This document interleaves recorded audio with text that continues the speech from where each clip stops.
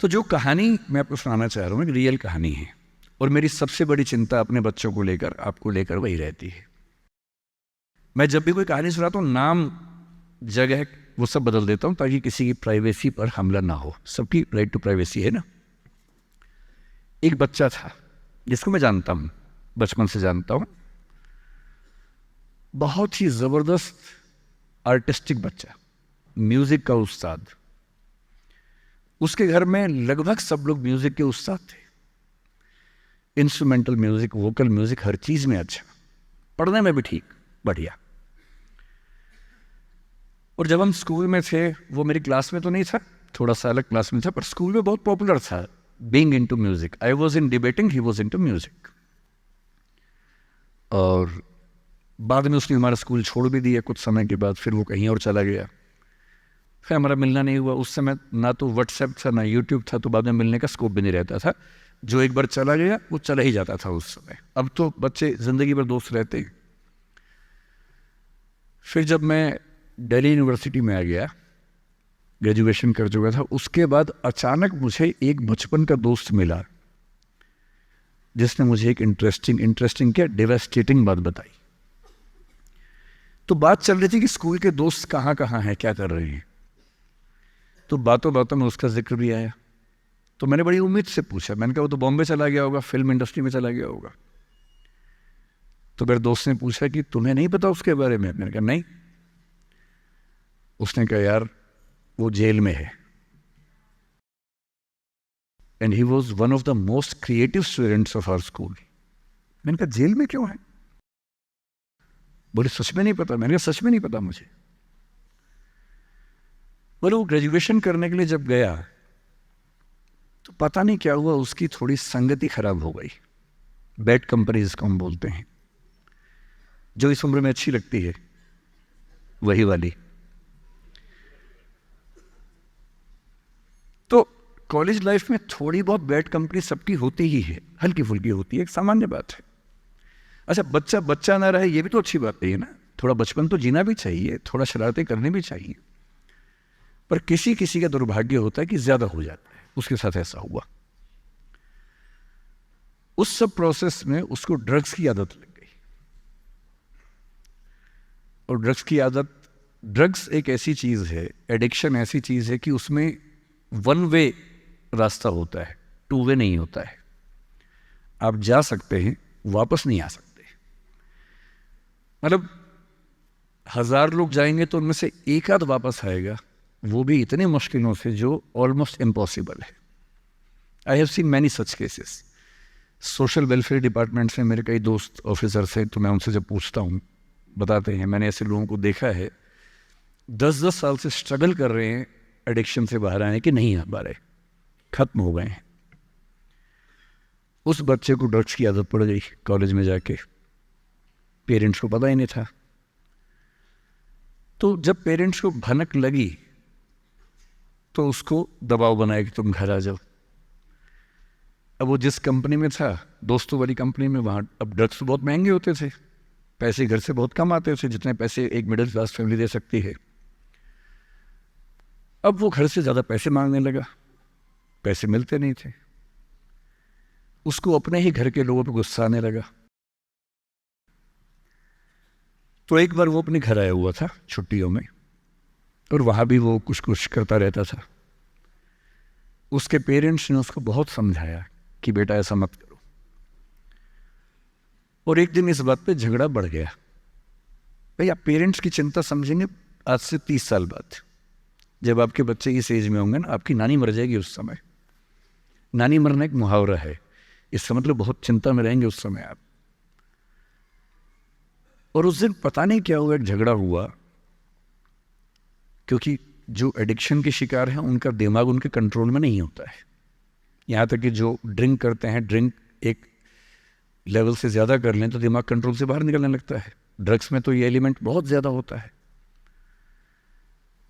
और आधी रात को उसने क्या किया, उसने अपनी फैमिली के 5 लोगों का मर्डर कर दिया। मर्डर। उसने खाने में जहर मिलाया, लगभग सब लोग उससे मर गए। एक मेंबर नहीं मरा क्योंकि उसने खाना खाया नहीं उस दिन, तो उसको उसने अलग से मारा। और ये बात है जब उसकी उम्र लगभग 17-18 साल की थी या 19 के आसपास रहा होगा। उसके बाद वो जेल गया। मुझे उसके बाद से पता ही नहीं कि क्या हुआ, फांसी हुई या उम्र कैद हुई या क्या हुआ, ना तो मुझे पता है ना मैं इंटरेस्टेड हूँ जानने में। मैं उसका नाम हम सब जानता हूँ, एंड 1-2 क्लास स्कूल में ऐसी थी कि वो हम आसपास थे, जानते थे, पहचानते थे एक दूसरे को। मेरी सबसे बड़ी चिंता ये होती है बच्चों को लेकर कि किसी भी गलती से वो ड्रग्स में ना चले जाएं। आप सबसे रिक्वेस्ट कर रहा हूँ हाथ जोड़ के, कुछ भी कर लेना, ये मत करना। बदमाशी करो, शरारत करो, थोड़ा इश्क विश्क होगा करो, कोई दिक्कत नहीं। किसी को चीट मत करना, ड्रग्स में मत जाना, क्योंकि इन रास्तों पे जाने के बाद वापसी का रास्ता नहीं है, पूरी ज़िंदगी ख़त्म हो जाती है। एक शायर ने कहा है, बस एक कदम गलत उठाता राह शौक में, राह शौक का मतलब शौक के रास्ते पर चल पड़े थे। बस एक कदम गलत उठाता राह शौक में, मंजिल तमाम उम्र मुझे ढूंढती रही। मेरी मंजिल जिंदगी भर मुझे ढूंढती रही, कहाँ चला गया? सिर्फ एक गलती हुई थी और उस एक गलती ने कहीं का नहीं छोड़ा। आपको लग रहा होगा कि ये तो पापा जैसा है, प्रीच कर रहा है हमें, पापा डोंट प्रीच वाला भाव मन में आ रहा होगा आप लोगों के, पर मेरा काम ही है, मैं क्या करूं। मुझे जितनी चिंता अपने बच्चे की उतनी आपकी चिंता है, तो मैं तो बोलूँगा।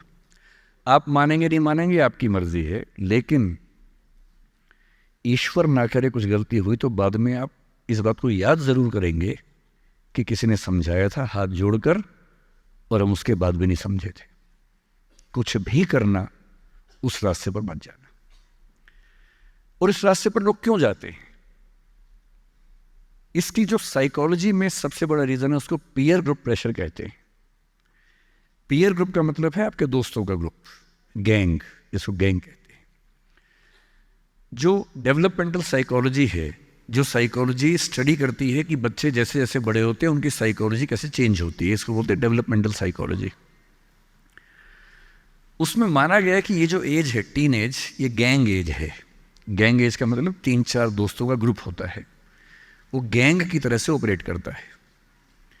एकदम सीक्रेट्स रहते हैं उस ग्रुप में, आपस में बातें करते हैं, जैसी कोई आसपास से निकलता चुप हो जाते हैं।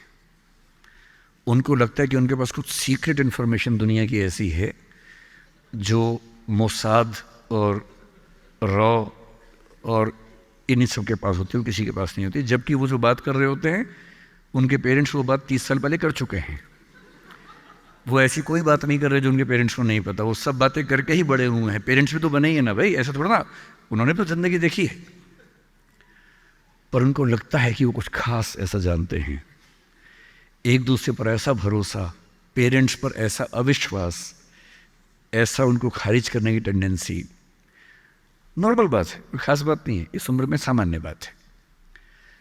पर डेवलपमेंटल साइकोलॉजी जब हम पढ़ते हैं तो उसमें कहते हैं कि जो बच्चा होता है 1-2 साल तक का, उस पर सबसे ज़्यादा असर उसकी माँ का होता है, क्योंकि माँ उसके लिए पूरा संसार है। उस बच्चे की 2 ही ज़रूरतें हैं कि जब वो गीला हो तो वो पहुँच दे, जब भूख लगे कुछ खाना खिला दे। शुरू के 6 महीने इन दोनों ज़रूरतों को जनरली उसकी माँ ही पूरा करती है। तो उसको धीरे धीरे लगता है कि जो माँ है ना, यही मेरा सब कुछ है, और माँ की हर बात को फॉलो करता है वो। 6 महीने के बाद थोड़ा सा बाहर का खाना, घर के बाकी मेंबर्स का असर पड़ने लगता है। 2 साल के बाद जब बच्चा पहली बार स्कूल जाता है, 2 या 3 साल के बाद, तो आप देखेंगे प्राइमरी स्कूल में टीचर्स आमतौर पे महिलाएं होती हैं, विमेन होती हैं, मेल्स नहीं होते हैं। उसके 2 रीज़न है। एक तो मेल्स में इतनी पेशेंस होती नहीं आमतौर पे। अपना ही बच्चा हो तो 2 मिनट के लिए चिकोटी काटना, प्यार करना ठीक है, 2 मिनट के बाद नहीं झेल पाते वो। और बच्चा अगर रोने लगे, उनके चश्मा उतार के मारे, थप्पड़ मार दे, मूंछ खींच ले, इरिटेट हो जाते हैं। 5 मिनट के बाद तो बच्चा पिटता ही पिटता है अपने बाप के हाथों। इसलिए बच्चे भी बाप के पास कम जाना पसंद करते हैं, जाते हैं 1-2 मिनट के लिए फिर भाग आते हैं वहाँ से। इनको पता है कि ये जो ब्रेक इवन होने वाला टाइम आ गया है, अब इस टाइम पे निकल जाना चाहिए। मदर्स में बायोलॉजिकली भी और कल्चरली सोशली भी ये वैल्यू ज़्यादा डेवलप हो जाती है कि वो झेल लेती हैं उस बच्चे की परेशानियों को। बच्चे बहुत परेशान करते हैं। अगर आप मुझसे पूछें इस दुनिया में सबसे मुश्किल काम क्या है, सबसे मुश्किल है बच्चे को पालना। इससे मुश्किल कोई काम नहीं है। छठी का दूध याद दिला देते हैं बच्चे। बच्चे को पालने से मुश्किल दुनिया का कोई काम नहीं है, और वो काम जनरली हमारे घरों में मदर्स करती है, जिनका इतिहास में नाम नहीं लिखा जाता, जबकि सबसे महत्वपूर्ण काम घर के अंदर वो कर रही हैं। इस बात की बहुत वैल्यू है। कई जगह पेरेंट्स मतलब फादर्स भी कर रहे हैं कुछ हद तक, लेकिन जनरली दुनिया में ज़्यादा ये काम अभी तक महिलाओं के हाथ में ज़्यादा है। जब बच्चा स्कूल जाता है तो स्कूल जाने के बाद आप देखें जो लेडी टीचर होती है, जिसको बच्चा प्यार से मैम कहता है, मैम, ऐसे बच्चे के लिए मैम दूसरा भगवान होता है मम्मी के बाद। कुछ समय के बाद भगवान नंबर 1 मैम हो जाती है, भगवान नंबर 2 मम्मी हो जाती है। और अगर मैम ने कुछ कहा है और मम्मी कह रही गलत है, तो बच्चा घूर के देखता है कि तुम बताओगी मुझे, वो भगवान है वो तो मेरी। तो बच्चे को मैम पे भगवान जैसा भरोसा होता है। फिर जब वो बड़ा होने लगता है 10, 11, 12, 13 साल का, 13 किए जाते आते बच्चों में जो बायोलॉजिकल चेंजेस होने शुरू होते हैं, बड़े परेशान होते हैं, पशुपेश में होते हैं कि ये क्या हमारे साथ हो रहा है, हमारी ज़िंदगी चेंज हो रही है अचानक। उनको ऐसा लगने लगता है। उस उम्र के जो हार्मोन्स हैं वो उनको पेरेंट्स से दूर करते हैं, क्योंकि उनको जिस तरह की आज़ादी चाहिए, पेरेंट जानते हैं कि ये उम्र सही नहीं है, तो पेरेंट्स रोकते हैं, समझाते हैं, फ़ोन का यूज़ कम करो, इंटरनेट कम करो, तुम्हारा दोस्त ठीक नहीं है, तुम्हारी कंपनी ठीक नहीं है, अच्छे दोस्त रखो, ये करो, वो सब करते हैं। उनकी मजबूरी है, उनको पता है कि ये उम्र फिसलने वाली है। और बच्चों को लगता है कि मैं जहाँ जहाँ आज़ादी चाहता हूँ, यही 2 लोग मेरे दुश्मन हैं, पता नहीं ये डिज़र्व नहीं करते मुझे, they don't deserve a child like me. फिर वो पेरेंट्स से झूठ बोलना, छिपाना, हर बच्चा उस उम्र में झूठ बोलना शुरू कर देता है। कुछ बहुत प्यारे मासूम बच्चों को छोड़ दूं मैं 1-2%, बाकी सब थोड़ा बहुत झूठ तो बोल लेते हैं। कुछ ज़्यादा शातिर हो जाते हैं, इतना खतरनाक झूठ बोलते हैं, लाई डिटेक्शन टेस्ट करवा लेंगे तो भी नहीं पकड़ में आएंगे, इतना अच्छा झूठ बोलने लग जाते हैं, क्योंकि उन्होंने सीख लिया दोस्तों से सब करके। और ये जो उम्र है 13 से 19, जो गैंग एज है, ये जो दोस्त हैं, इनका असर इतना ज़्यादा होता है। और आपकी पर्सनैलिटी कैसी है, हर गैंग में 4-5 लोग होते हैं, उनमें से एक मुखिया होता है, उनका गैंग का नेता होता है, जो थोड़ा सा एग्रेसिव है, डोमिनेटिंग है, असर्टिव है, वो फैसले करता है सबके लिए। आपने डिसीजन मेकिंग का सवाल पूछा, इसी पे सो समझेंगे। उसने कहा कि चलो सब फिल्म देख के आएंगे, तो बाकी 4 फॉलोवर्स होते हैं, वो चलते हैं, जी चलो चलो चलो चलो चलो। इन सबका सेल्फ रिस्पेक्ट का लेवल अलग अलग है। जो नेता है उसमें सेल्फ रिस्पेक्ट बहुत ज़्यादा है, इतनी ज़्यादा है कि वो दूसरों की सेल्फ रिस्पेक्ट की धज्जियाँ उड़ा देता है। वो ये मान के चलता है कि मैं राजा हूँ, जो मैं कहूँगा वही होगा। और जो बाकी 4 भेड़ बकरियाँ हैं, जिनमें कॉन्फिडेंस की कमी है, असर्टिव नहीं है, सबमिसिव हैं, दब्बू हैं, डरपोक हैं, वो बेचारे उसकी बात को फॉलो करते हैं। और ये जो 4 हैं ना, इन पे खतरा बहुत ज़्यादा है, क्योंकि जो नेता है वो पहले से बिगड़ा हुआ है, वो हैबिचुअल है कई चीज़ों का, और वो इन 4 को बोलता है आज हम सब ड्रग्स ट्राई करेंगे। पूछ नहीं रहा है, बता रहा है। अब इन 4 में से एक के मन में है कि ना करूं, मम्मी ने उसको 1000 बार समझाएगी बेटा ये मत करना, वो बेचारा बोल ही नहीं पा रहा, घबराहट हो रही है उसको। बड़ी मुश्किल से मिमियाते हुए एक वाक्य उसने बोला। मिमियाना मतलब बिल्ली की तरह से बोलना, कैट की तरह से बोलना। उसने कहा यार मम्मी ने कहा था ठीक नहीं होता है। अब उसके बाद जोर से ठाका मार गया, ये देखो मम्मी का बच्चा, ये देखो मम्मी का बच्चा, इसको दूध पिलाओ इसको, बच्चा है, ये तो बड़ा ही नहीं हुआ, ये तो मर्द ही नहीं बना अब तक। हम तो मर्द हैं, हम तो बड़े हैं, हम तो ग्रोन अप हैं। इस बच्चे की सेल्फ एस्टीम, सेल्फ रिस्पेक्ट इतनी कम है कि डर जाएगा, एकदम घबरा जाएगा। 3 लोग बोलेंगे अरे कुछ नहीं होता, अरे कुछ नहीं होता, आजा आजा आजा आजा, अरे कुछ नहीं होता, कर ले ट्राई, हम भी तो कर रहे हैं, कर ले ट्राई। और इसी प्रेशर में ये बच्चा पहली बार ऐसी गलती करेगा। और मैंने पहले ही कहा कि रास्ता एक तरफा है, वापसी का रास्ता नहीं। इस प्रेशर को बोलते हैं पीयर ग्रुप प्रेशर, दोस्तों का प्रेशर। मैं अपने बच्चे को केवल एक बात सिखाता हूं, बाकी पढ़ाई लिखाई तो मुझे पता है ज़िंदगी में जब कोई करना चाहेगा कर ही लेगा। इंटरनेट की दुनिया में, गूगल की दुनिया में, आप क्या मतलब मैं क्या पढ़ा दूंगा आपको, टीचर क्या पढ़ा लेंगे, सब गूगल पे उपलब्ध है, सब ऑनलाइन अवेलेबल है। जो टीचर बनना चाह रहे हैं समझ लें, अब टीचर का काम नॉलेज देना नहीं है, नॉलेज आपसे ज़्यादा, आपसे बेहतर गूगल पे है। अब आपका काम उससे ज़्यादा बड़ा है। क्या है अभी डिस्कस करेंगे। मैं केवल एक बात पे फोकस करता हूं कि मेरे बच्चे या आप लोग पीयर ग्रुप प्रेशर से बच सके। मैं खुद बचा था, अच्छे से बचा था। मेरे पेरेंट्स की भूमिका थी। मैं जिस हॉस्टल में रहा उस हॉस्टल में लगभग सब ड्रिंक करते थे कॉलेज के दिनों में, मैं नहीं करता था। मुझे कभी ज़रूरत ही नहीं लगी उस चीज़ की, तो नहीं लगी तो नहीं किया। अच्छी बात सिर्फ इतनी है, मैं ये नहीं कह रहा कि ड्रिंक करना अच्छी बात है कि बुरी बात है, वो तो इंडिविजुअल फैसला हर किसी का है, लेकिन मैच्योर होने के बाद, बचपन में नहीं। मैं सिर्फ ये कहना चाह रहा हूं कि अगर 4 लोग मुझ पर दबाव डालें और मैं उनके दबाव में आ जाऊं, ये ठीक नहीं। मुझे ध्यान है कि हमारे हॉस्टल की नाइट चलती थी, फ्राइडे की रात है, वार्डन साहब छुट्टी पे हैं, 10-12 लोग एक कमरे में बैठे हैं, शराब की बोतल खोल ली है या बियर जो भी है, सबका मन है पीने का। वो मतलब एडल्ट्स हैं, 18+ के थे, वो शायद लीगली अलाउड होगा उनके लिए, मुझे नहीं पता। और जो लोग नहीं पीना चाहते उनको दबाव बना रहे हैं कि आ पी के दिखा, तू मर्द है तो पी के दिखा, बड़ा हो गया तो पी के दिखा। जब भी कोई ऐसा दबाव बनाए ना, इतना भी दबाव में नहीं आना है। जैसे कोई बोले बड़ा है तो पी के दिखा, आपको बोलना है मैं इसको पिए बिना ही बड़ा हूं। मर्द है तो पी के दिखा, मैं इसको पिए बिना ही मर्द रहता हूं।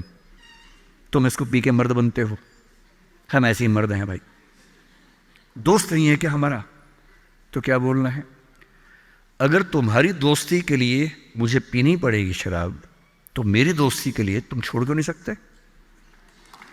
अजीब बात है भाई। दोस्त, क्या मैं ही तुम्हारा दोस्त हूं? तुम मेरे दोस्त नहीं हो।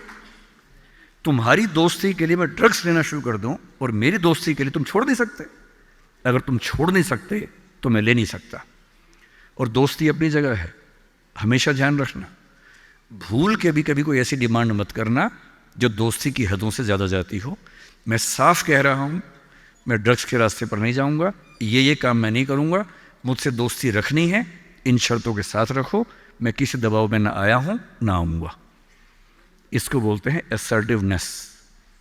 अपनी शर्तों पे जीऊंगा, किसी के दबाव में नहीं जीऊंगा। जो गलत है गलत है, नहीं करना है तो नहीं करना है। एक शायर ने बड़ी अच्छी बात कही इश्क के बारे में, लेकिन यहाँ अप्लाई होती है। उसने कहा, वो नहीं मेरा सही, उससे मोहब्बत है तो है। भाई किसी से मोहब्बत है, नहीं हो पाया मेरा, कोई बात नहीं। वो नहीं मेरा मगर उससे मोहब्बत है तो है। अब ये रस्मों और रिवाजों से बगावत है तो है। अगर मैंने एक सही बात कह दी और वो रस्म रिवाज के खिलाफ है तो है, मैं क्यों डरूंगा? जो मुझे ठीक लगा, अपने ईमान के मुताबिक लगा, मैंने कहा वो मैं करूंगा। तो जो बात मुझे अपनी ओर से शुरुआत में कहनी थी मैंने आपसे कही है। और मेरा ख्याल है कि अगर आप सब बच्चों में से एक बच्चा भी मेरी बात सुन के गलत रास्ते पे जाने से रुक गया तो मेरा सिक्किम आना धन्य हो गया। मैं उसमें बहुत खुश हूँ, उससे ज़्यादा मुझे